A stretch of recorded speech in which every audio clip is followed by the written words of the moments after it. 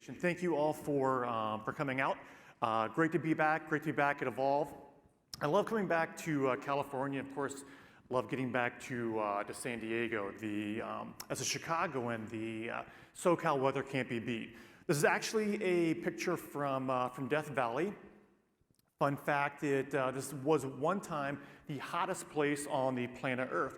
134 degrees, the recorded temperature at one point in Death Valley, 57 degrees centigrade.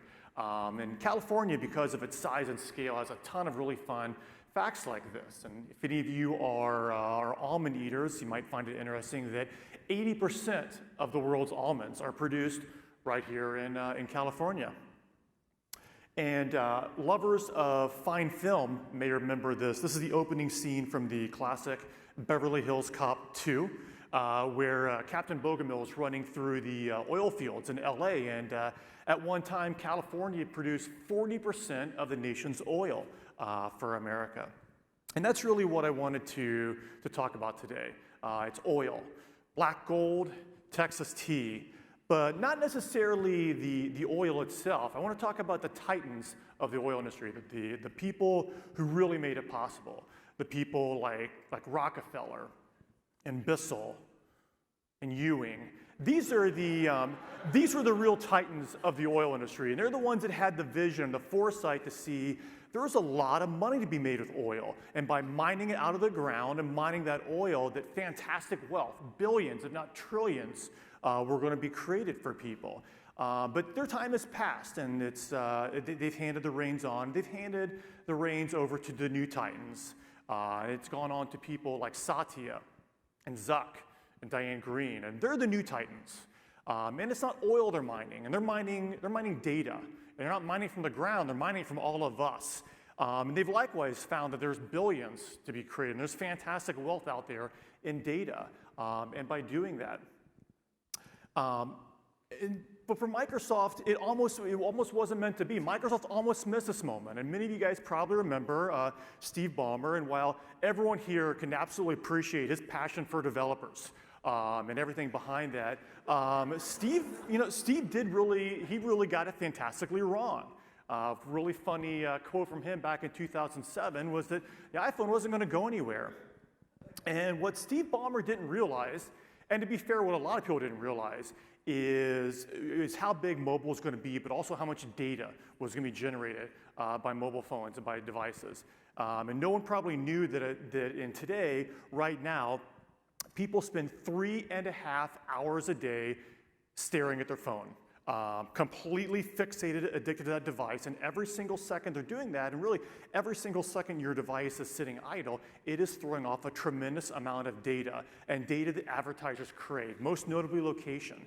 And with that location data, they're pairing that together with what your phone is doing, what's on the device, what you're looking at, where you've been, and advertisers and advertising networks and publishers and platforms are creating fascinating profiles about you like never has been able to be done before, about everything you do, about who you are, what you like, and who you're with.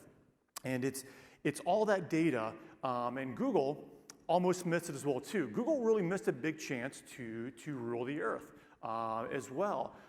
What they missed out on, and what Eric Schmidt, the former CEO, acknowledged after he left and stepped down at Google, was that they really missed out what Facebook was doing with identity.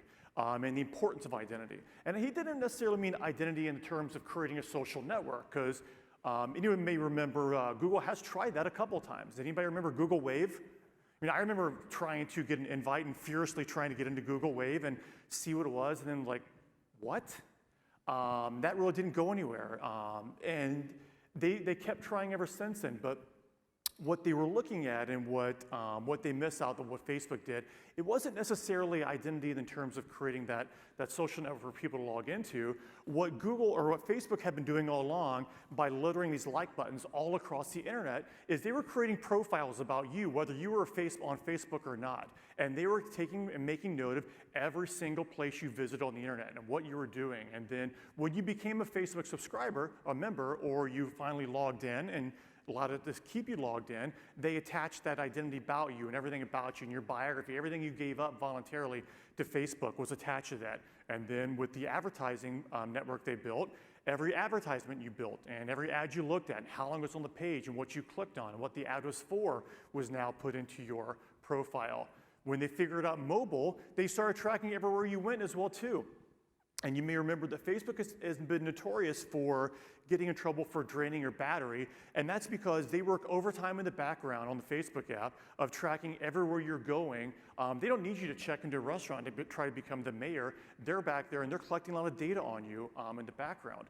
There's a lot of products that they sell to other advertisers with that data. One very fun one that they created for the mobile phone carriers was in the background, the Facebook app was measuring the signal strength of everywhere you went and looking at how strong the signal was in the tower. And then they were running bandwidth tests on their own in the background. And they were basically creating their own network map of all the carriers and how strong their network was. And they would sell that data to the other carriers to conquest against you, against them, if you were in an area that was a slow zone or had dead zones.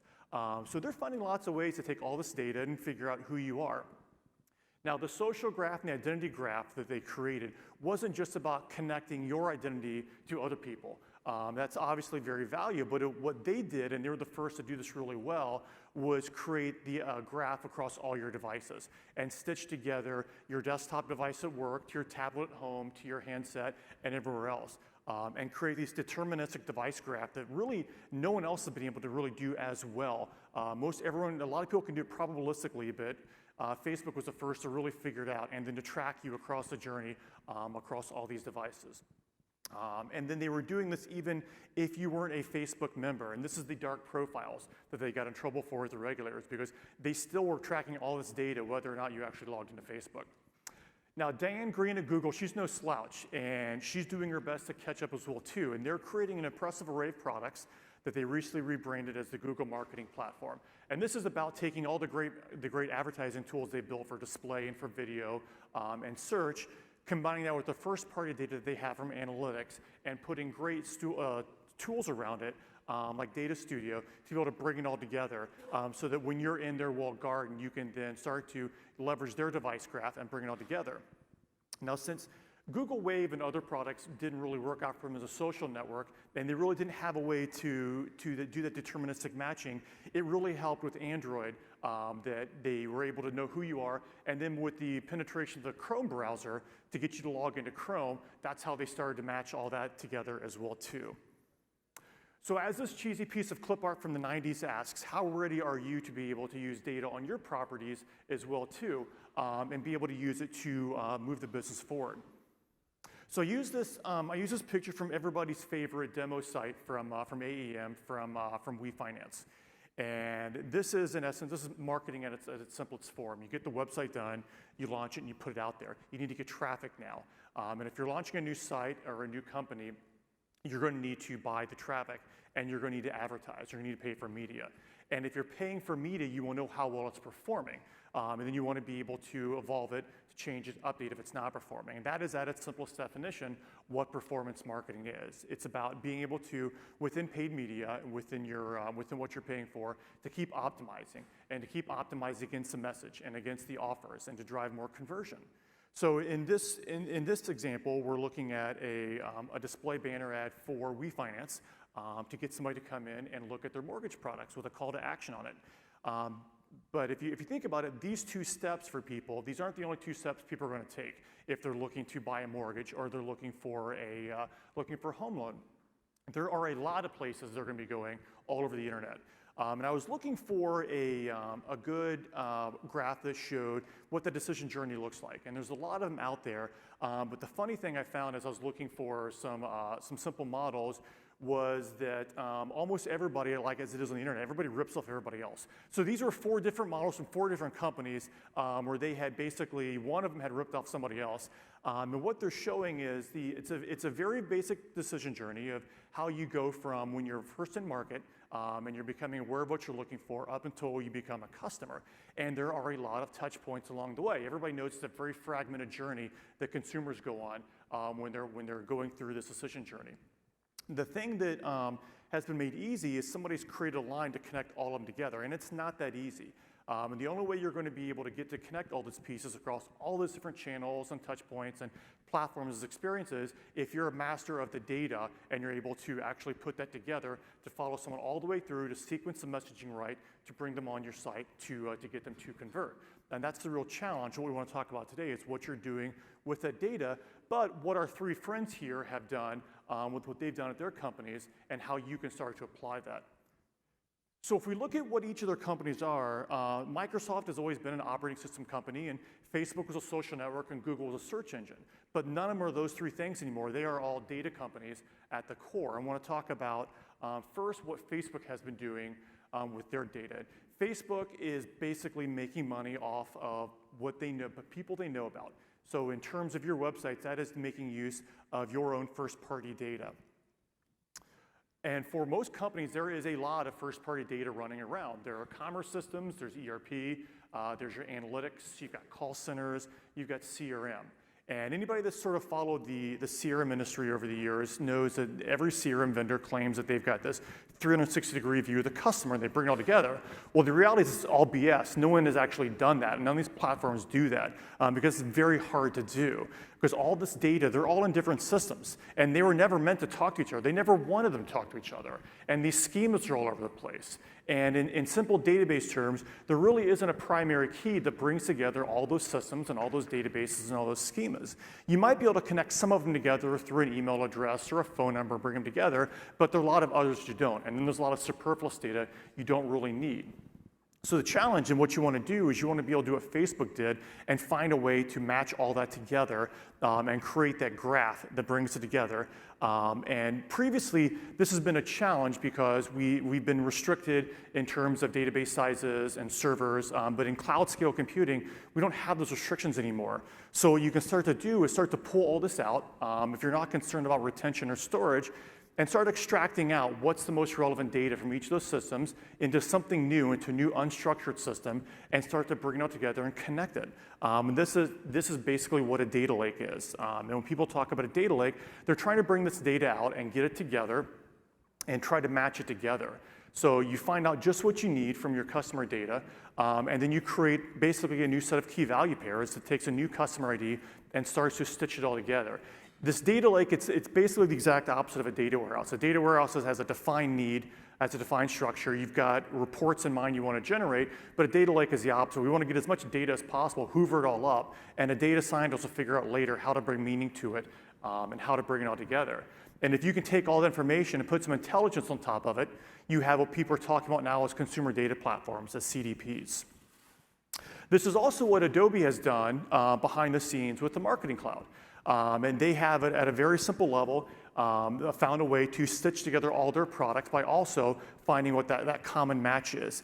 And if you're using Launch and you're using Marketing Cloud Visitor ID service, when you first come in, when a visitor first comes in, they're going to get assigned a Marketing Cloud user ID, a new unique identifier. And then it's going to match back to like the Viz ID and analytics or back to the UUID and the DMP to start to stitch them together. And that's how all these products for you start to work together. But what you need to do now is you need to take your first-party data about your customers and bring that in as well too. You need to onboard that data. Fortunately, there's a way to do that within the Profiles and Audiences core service. This is where you want to take your first-party data about your customers, onboard it so you can start using it against all of the various Marketing Cloud products. So if we go back to that example of where all your customer data is, the first thing we want to do is find all the databases and find out what is actually relevant. What's the data we want to use about our customers? Create the data lake, create the graph that starts to connect them all together, and then take that and flatten that data down into a nice export, into a nice file. And this is an example from Adobe's website that you can take. And then you take just the relevant customer information, and you can start to use that for audiences and for doing your profiling. The one word of caution, and it is an Adobe best practice from a data standpoint, is not to put any PII in there. You can't upload any customer email addresses, no phone numbers, nothing identifies people. It does need to be anonymized. And if your company is GDPR compliant, you need to contact your data protection officer and find out about the right way to anonymize it. And for the record, this is not GDPR compliance advice. What can you start to do with that, though, is once you start to get that data in there within analytics, you now have gone from creating very, very generic reports to now be able to match it back to employee data. You've got a great way now to get a lot more advanced analytics out of it, do deeper analysis of what your customers are doing on your site. And to target, it's a lot more fun because you can now start to target specific people, specific audiences based on what they do. And these are examples straight from Adobe, from their site as well. In this example, they talk about having loyalty club data. What does a gold member do versus a silver member on your site? How can you target them differently? This is what you can do once you get that information onboarded into Adobe, bring it into Audience Manager, create those segments, and then use them within Target. So that's a lot about what Facebook has done, how you can use first-party data. What about what Google has done with the anonymous data and with the advertising data that they have? I'm sure you all know that Google does a pretty good job with data. They've made a lot of money as well. This is the revenue over the years for advertising. It's going to be a $100 billion market or product for them this year in selling advertising, far eclipsing really everything else they do. So it just shows how good they are at selling advertising and using that data. And for them, the currency has always been around the cookie IDs and the device IDs. Behind the scenes, this is what they use to track everything you're doing, every ad you've seen, every video you've watched, every search you've ever used, what you've clicked on. That has all been tracked back to your cookie IDs. And since they have the identity for you, they've stitched that all together to know who you are across devices. Now, while you can't use all this data outside of Google, you can build this own repository yourself, and you can start collecting your own cookie IDs as well and start matching those back to customers, and that's what the DMP is for, and that's what Audience Manager does best. It collects all that anonymous visitor data, it allows you to organize that into segments, and then when integrated with analytics, you start to, for all those visitors, you can start getting detailed profiles and detailed ideas about where they go on your site, what they're doing, and start reporting against that. So for example, let's say you want to be able to do targeting against people that are high-value customers. They put a lot of products in their cart. It's of a certain size, but they abandon it. You may go into Audience Manager and you create a segment with a trait around people who've added products to their cart. They've got that SC ad event that's happened in Site Catalyst. And then they've had a cart of a certain size, but suppressing people who actually bought it. Because you don't want to actually remarket it to people that have bought your product before. So this could be one way you create a segment for high-value cart abandonment.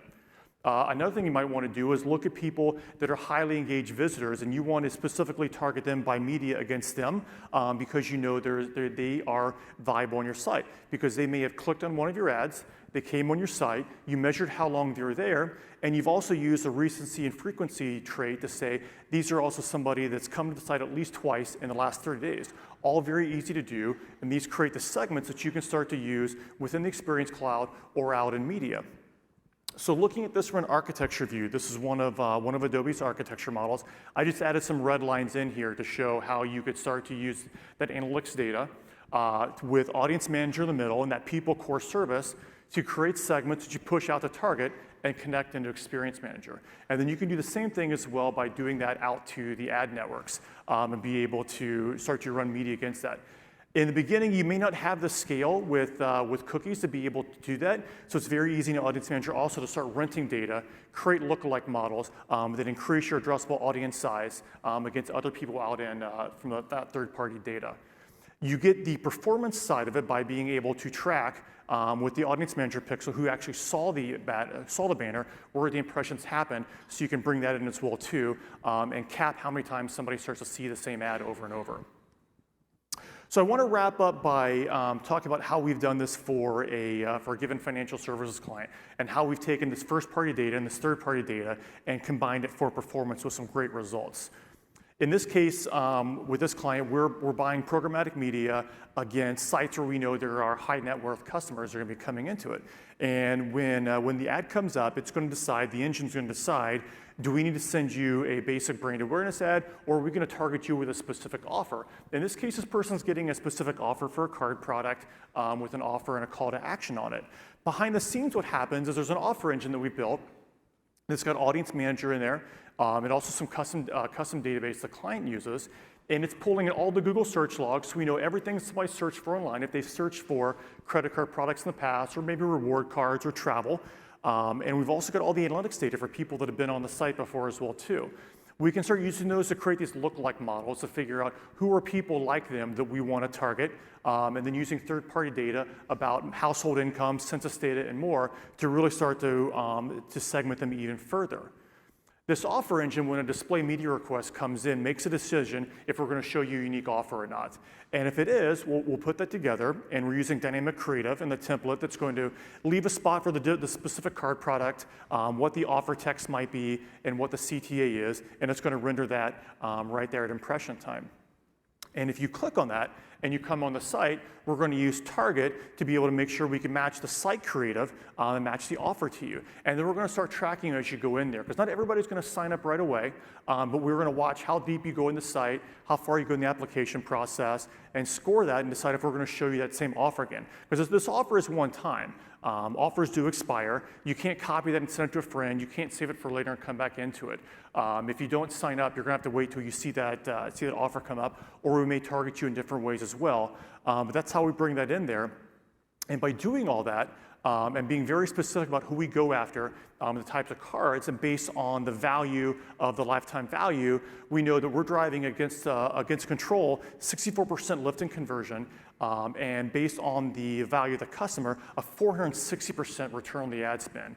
We're doing this for this financial service client, and we're doing this also for the largest electronics manufacturer in the world as well too, also with some very similar and very impressive results. So a couple key things we've learned over the years in doing these data-driven programs is you've got to make sure you're ready for the data. So if you start to look at all the different experiences that you have for your enterprise, make sure that you can collect the data and then you can work with the data. And then have a creative data strategy for what you're going to use. So across all those touch points, you know how you can start to optimize it, and you've got enough content, you've got the scale of information to be able to actually change it out and drive that differently. These programs have to move fast. It's not a situation where you set the creative loose and you run it for 6 months and you come back to it. You need to have a team that can move fast, make decisions, and change it out. And then finally, make sure you have really impactful KPIs for these programs too. So don't start out by saying we're going to measure impressions or click-through rates, because those are worthless KPIs. No one in this room gets paid each week in impressions. We get paid in dollars or some other currency. So you need to be able to tie this back to financial metrics, tie it back to something that actually moves the business. And by doing so, I'll just close by a nice simple formula for how this all works. And Jess, you'll be happy that I use the little icons in the back of your template deck. If you have the anonymous data and you compare that together with your own first-party customer data, and you're best using the Experience Cloud to bring it all together, that's a simple success recipe for performance marketing. And with that, I want to thank you all for paying attention. I hope this is interesting, and you enjoy the rest of your conference at Evolve.